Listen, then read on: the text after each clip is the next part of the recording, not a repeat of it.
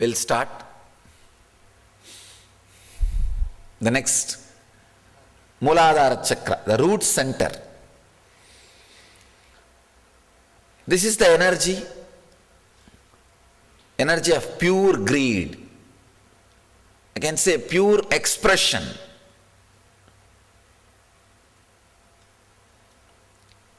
This is the chakra from which the opening starts happening.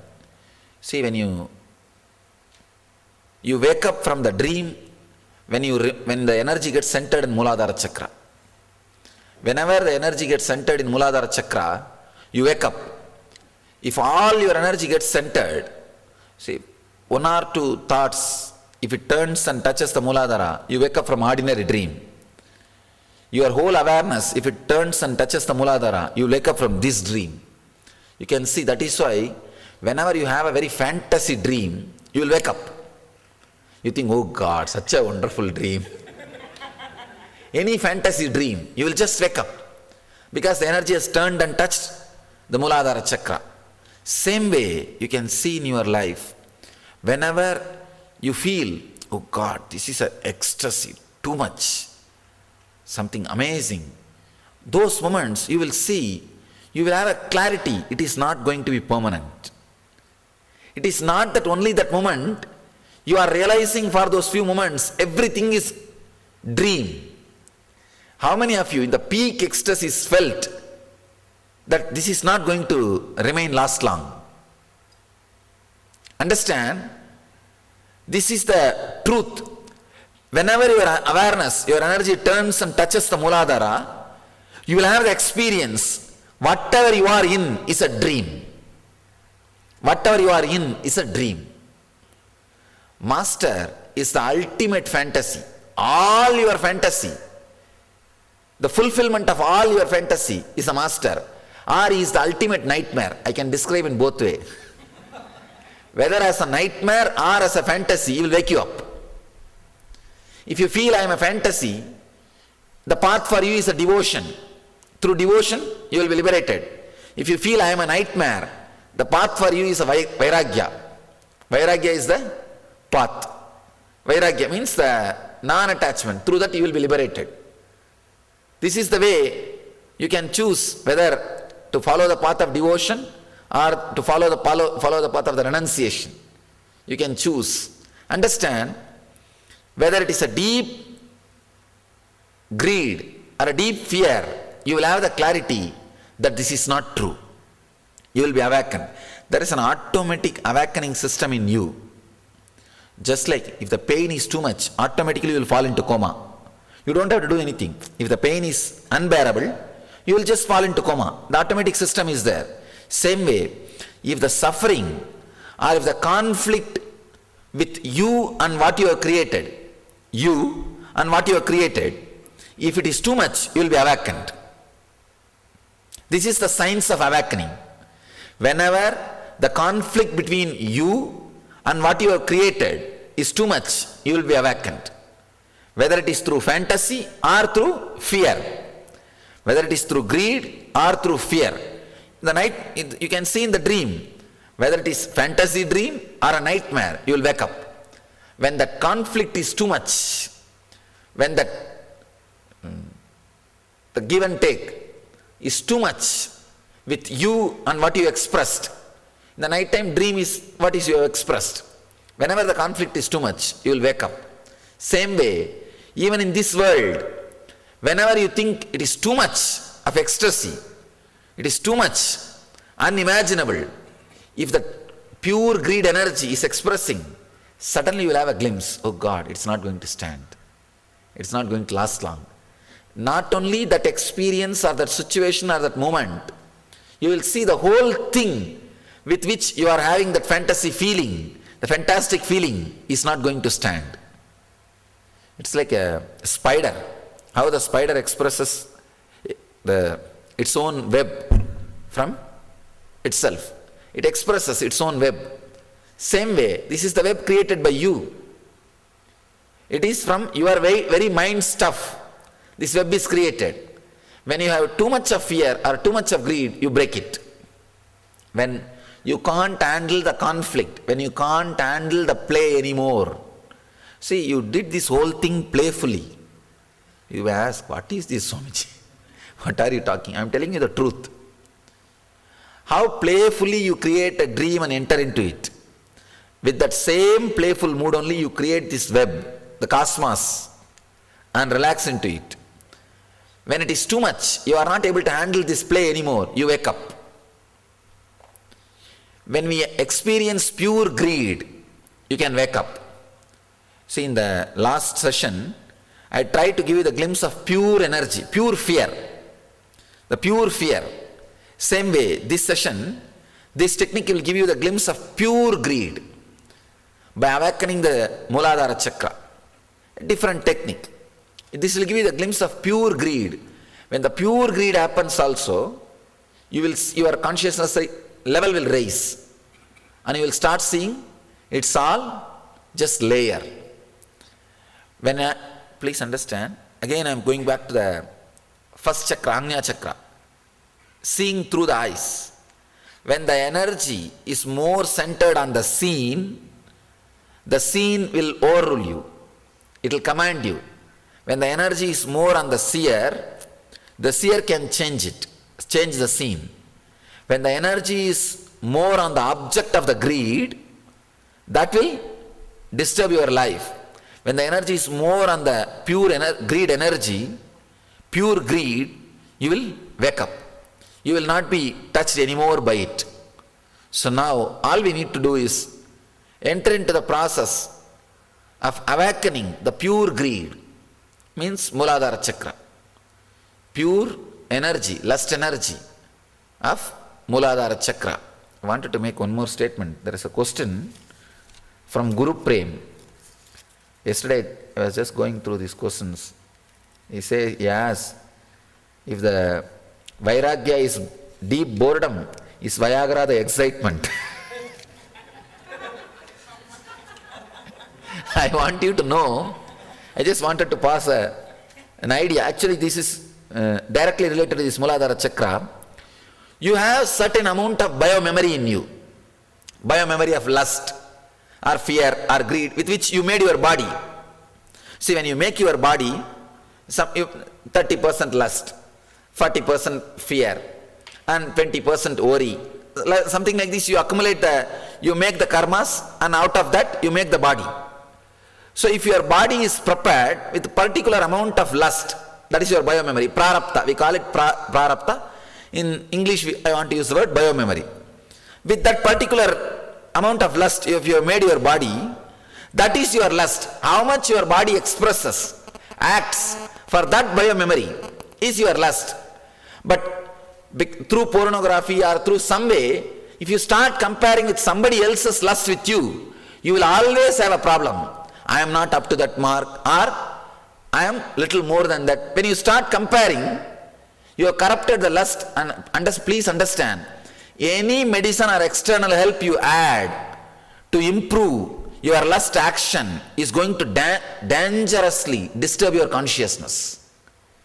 It is going to dangerously disturb your consciousness. Means you are adding agamya. Instead of relaxing or releasing your prarabdha, you see, you come down, you have 40% of lust engram, you think, let me finish it and get rid of it. That's the way you come down. And after coming down, when you add some medical help or any external help, naturally you are accumulating agamya with the greed, with the lust. Agamya accumulated in the lust will directly damage the body and consciousness. Please understand? Directly it will damage. The karma, biomemory which you brought, live it. I am not saying don't live it. Live it. But anything added to it directly will disturb your consciousness. So, be very clear. And you don't have to compare your lust with somebody else's lust. Your action with somebody else's action. It is purely your individual experience. There are some more questions on this subject. Lust and greed and the Muladhara Chakra. Somebody is asking, Guru Premuli is asking, is there an answer to chicken and the egg question? Understand, egg is first. Egg never came from chicken, it came from hen.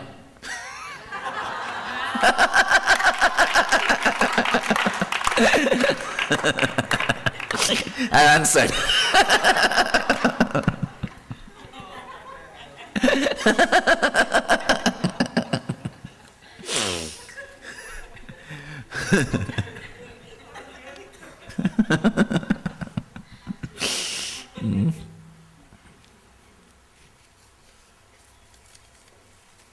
If you have any question on Muladhara, you can write it and give now. I'll answer. I'll throw some more light on whatever concepts I've expressed. Then we'll go for meditation. Are greed and desire interchange? I'm not able to read the next line. Oh, interchangeable. See, I can say there is no difference between greed and desire. It's a different words, that's all. I can say pure greed and ordinary greed. Pure greed is the just overflowing energy. Ordinary greed is when it is associated with some object.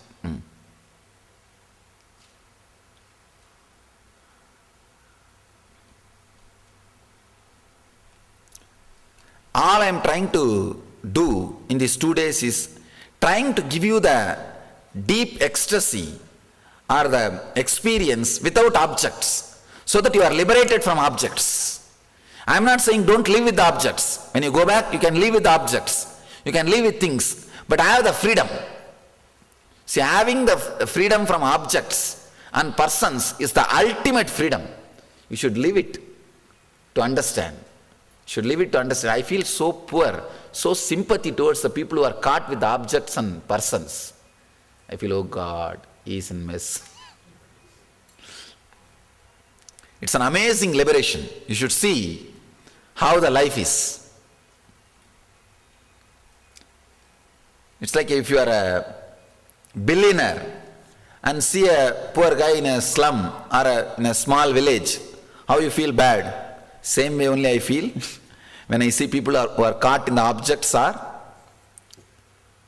with the persons or memories. Understand, sometimes you may not be directly caught with a particular person, but the memory.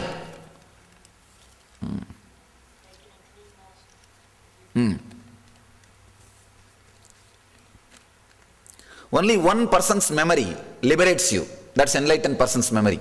The memory with the enlightened being, that only liberates you. That's what we call devotion. And any memory with anybody else is suffering. Could you please explain masculine and feminine energy and how it relates to people who are gay and lesbian? This is a very deep question. Understand, I'll explain the science of birth. Usually, in the cosmos, how the birth happens, if somebody has spent one life as a male body, they decide to take a female birth. I always saw more than 99%. It's always, if you are male this birth, you are surely female in the last birth. I don't know why, but that is the way. Maybe the suffering is too much. So they jump to the other gender.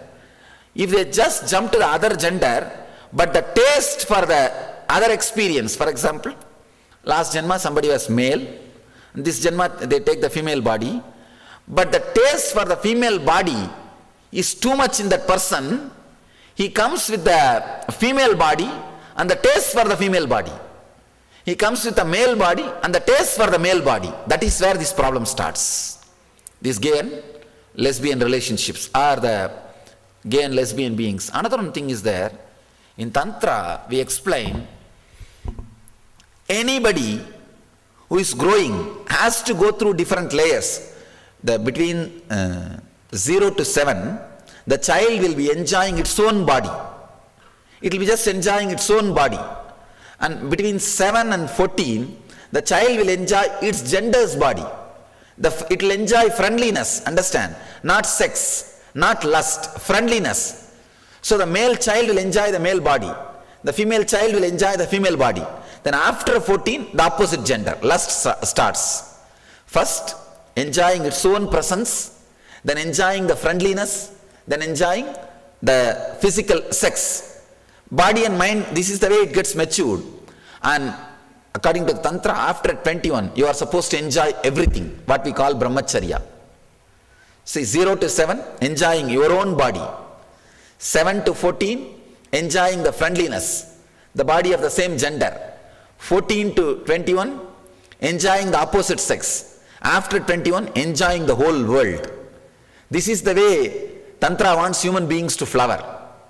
Our Gurukuls were done for that only. By 21, you are in brahmacharya. Brahmacharya means enjoying everything.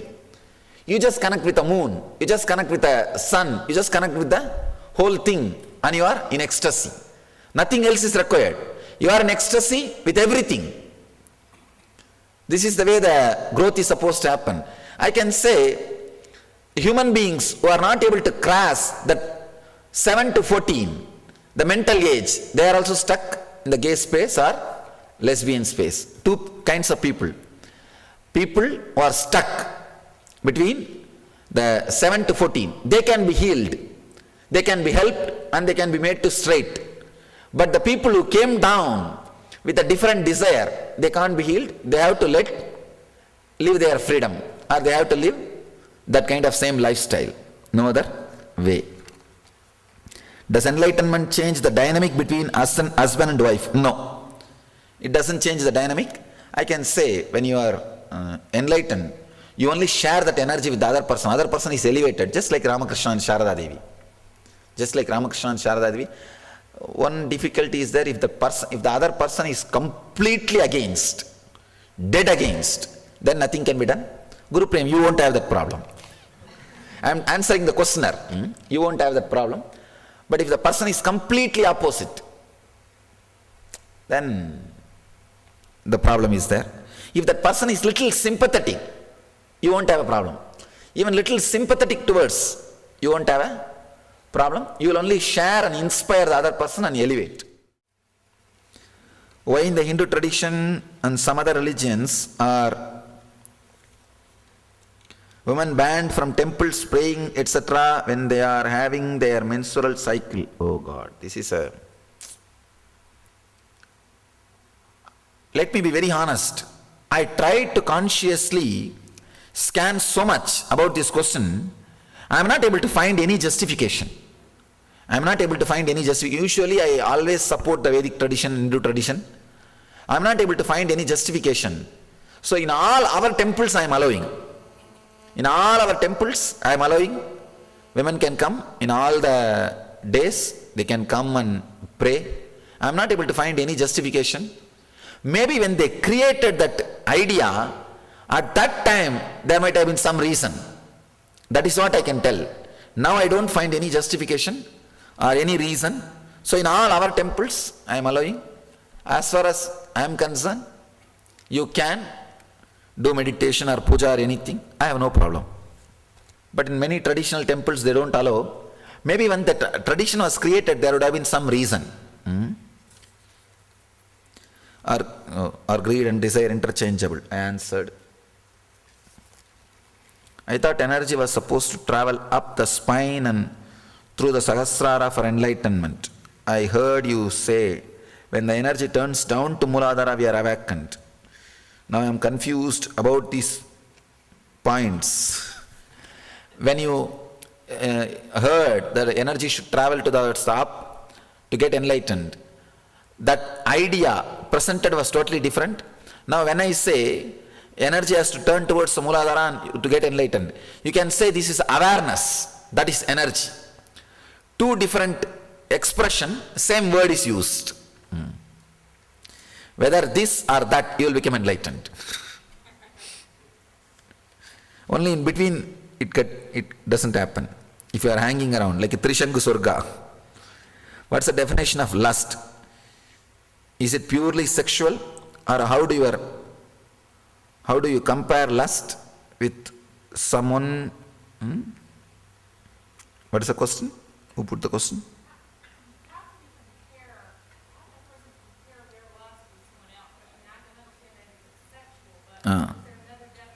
No, it's a sexual only.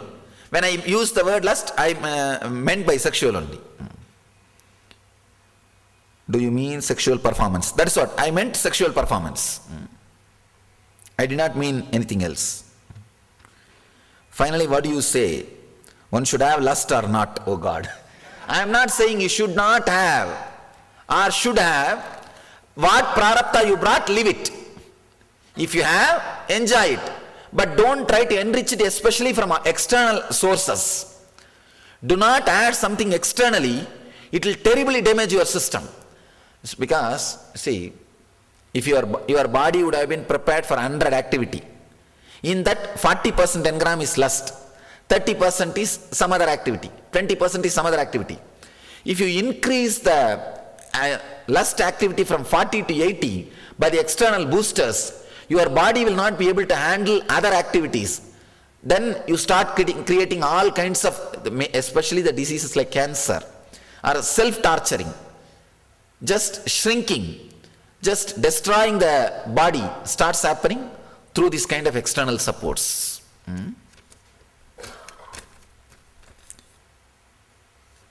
So I am not saying you should not have or you should have. Just if you brought it, leave it, enjoy it. If you don't have, don't bother. But don't have comparison with somebody else's activity or performance or lifestyle. When you have a comparison with somebody else's activity or lifestyle or performance, the trouble starts. Your lust is purely your lust. It is such a personal, intimate thing. Why do you want to put that in the market with somebody else's lust? Why do you want to compare with somebody else's performance, somebody else's action? So, just enjoy. It is your own very property. It is your intimate experience. The problem is people don't have anymore any idea about intimacy or the sanctity associated to intimacy. It's no more sacred. It's only utility, a pleasure experience, or just a, what to say? All right, I don't want to use any more words. If I use, I'll use strong words. How to be liberated from lust? You don't have to bother so much about liberation to the lust. If the pure energy in the Muladhara is awakened, I am not saying you will be liberated from the lust, you will be above the lust. If you want, play the game. When you don't want, relax from it. You will be above it. So the liberation is some way condemning the lust energy. Just like how you condemn fear, you condemn lust. Because it is a kind of a dependency. And you don't want to, especially male have so much of ego, you don't want to be dependent. So understand, going beyond lust should happen for the right reason. Not just because your ego is hurting. It's dependency. For wrong reason, if you try to go beyond the lust, you will again and again have suffering in other planes, in other places. Understand, even if it is the right action, wrong reason, you will have a problem. I used to tell a small story. 3 mad people wanted to be released from the madhouse. They went to the doctor. Doctor said, come tomorrow morning, I'll have a test for you guys, then I'll decide. Next day morning they came, there was an empty swimming pool, no water. Doctor said, jump. First guy jumped and broke his leg. Doctor said, you can't go out, go. He said, told the second guy, jump. Second guy jumped, broke the hand. Said, you can't go out, go. You have to be here. Third guy, he called and said, jump. Third guy said, no, I won't jump. Then doctor said, you can go out, come on. He was settling all the paperwork, he was doing all the paperwork, about to be released. Doctor casually asked, why you did not jump? That guy said, you know, I don't know swimming. Understand? Right action, wrong reason.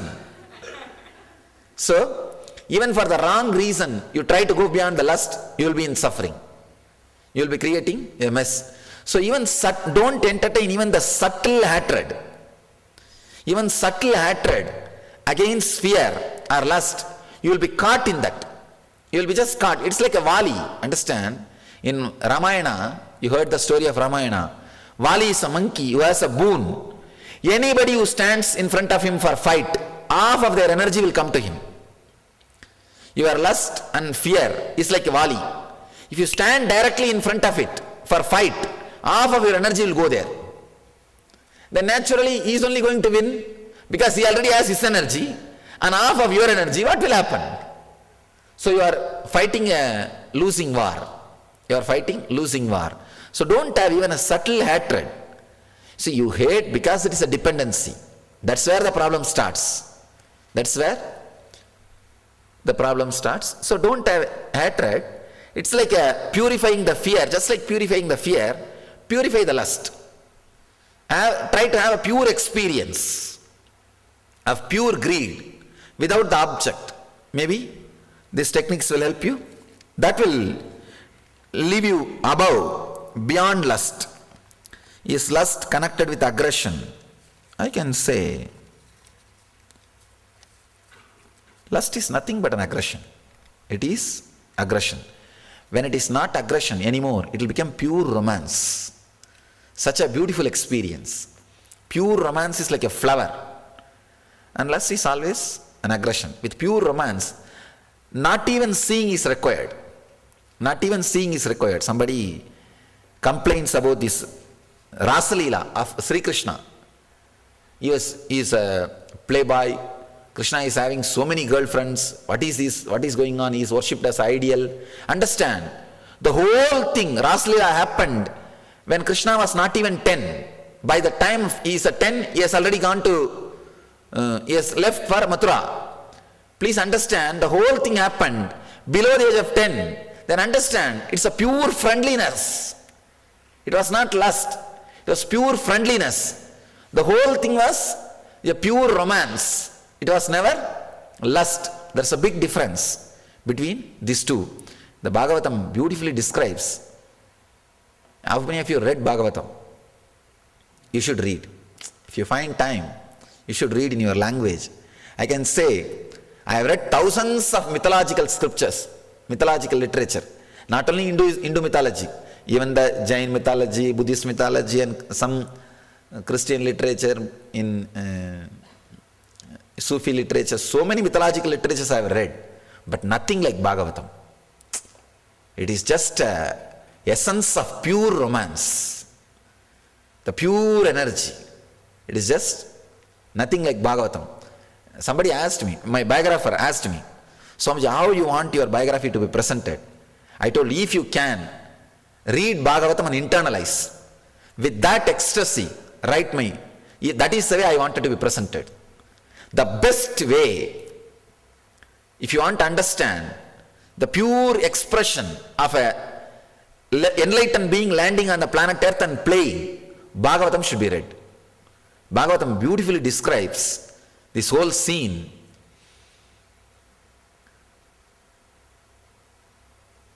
Somebody questions the Rishi, Bhagavatakara. He was questioned, who recites the Bhagavatam, he was questioned. What do you mean about saying that the connection between connection between Krishna and Gopikas are not lust, but the connection between the Sisubala and his, what do you call? Courtesans. What do you call her? Court dancers. Courtesans. Courtesans. It is a pure lust. What do you mean by that? Because Sisubala also had 16,000 courtesans and Krishna had 16,000 Gopikas. What do you mean by that? Then beautifully Bhagavatakara describes, see, the relationship between the bridge between Krishna and Gopikas is a knowledge, pure knowledge that Krishna is ultimate. Nothing else. Love was the bridge. Knowledge was the bridge. Nothing else. There was no give and take. But with Sisubala and courtesans, it was money. It was security. The bridge was security and money, not the knowledge and bhakti. So what is the bridge between you and your wife? Find out. Then you will understand whether you are living like a Krishna and Krishna's Gopikas or like Sisubala or Sisubala's courtesans. No, that is the truth. Understand, whether you are living like a Krishna, if only money and security is the bridge, then you are living like Sisubala. If the love and understanding, knowledge is the bridge, you are living like Krishna. This is the difference between pure romance and lust. See, it is a practical life. It's a practical life. and see how your life is. And it's such an amazing expression. I can say the best expression, the best biography written about an enlightened master is Bhagavatam. I have read so many biographies of enlightened masters, so many, but nothing compared to Bhagavatam. I don't know whether 5 or 10,000 years before they wrote. I don't know how 10,000 years before such a peak of consciousness was reached by human beings. See, unless you experience this kind of that subtle, pure romance and all, you can't describe it. Experiencing pure romance is the peak of human consciousness. That's the peak of human consciousness. I can say at least 5,000 years before, in India, people have experienced that peak. That's why I say this civilization is out of great visionaries. The civilization is born out of great visionaries. And try to read Bhagavatam, you may understand what's the meaning of that pure romance. The difference between lust and romance. You can say this simple scale, go and measure it. The bridge between you and your wife, is it just security and money, or is it understanding and love? Whole problem is solved.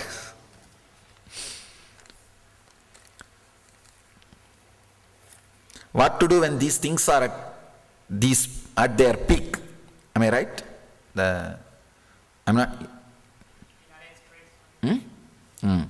At their peak. Direct solution is, I'll work with you now. We will work on root chakra and make it pure energy. That's a direct solution. No other direct solution. Is the prarabdha of lust is different between husband and wife? Oh God, that is where the whole mess starts. That is where the whole mess starts. At least in the West you have a freedom to change. In India that is also not there. These fellows are caught. To tell you honestly, I don't have a practical answer for it. Really. I tried that some way, technically we can alter the energy and all those things. Even then, the willingness to change is also not there. That is where the problem starts. If both the person feel one person's prarabdha is more or less than the other person, they need to help each other, then problem gets settled. Then they can be brought to meditation or some techniques and process, and it just completely gets healed. But even if that is not happening, it's a mess only. That's why I say in the modern day, marriage is the greatest calamity. No, really. That's the greatest chaos can happen to you. What to do? Nothing can be done. When does life begin? Before conception, at conception, or birth? During birth. When the umbilical cord, you see the prana connection between you and your mother, when that is disconnected, then the energy, when the soul enters into your being. Till then, you are surviving through the mother's prana. Your heart may be beating, everything may be functioning, but the individual soul has not entered into it. Individual soul enters only during the birth. When the umbilical cord starts moving, the movement of the umbilical cord starts happening. That is the moment individual soul enters. Then you may ask, how Prahlada, how Abhimanyu? Tomorrow you ask this question, I will answer. Tomorrow you will be working on death. That time I will answer. Who put this quote? Manisha? Oh God. Just now I saw you making my eyes small. I saw blue sky around behind you and saw 4 different faces, like 4 different images. What is that? When you look through the eyes, you will see different experiences. Not only that, you will see an empty person, an emptiness talking to you. That emptiness is the fullness.